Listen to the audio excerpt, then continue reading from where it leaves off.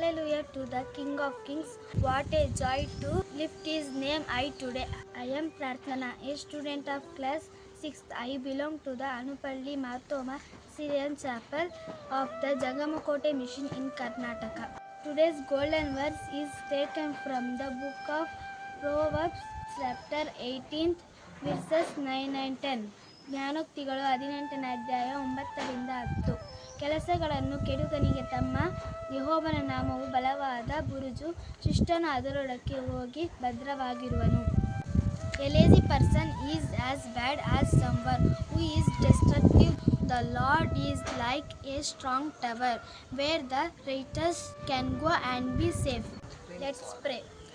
Dear God, help us work hard and not be lazy. Thank you for being our safe place.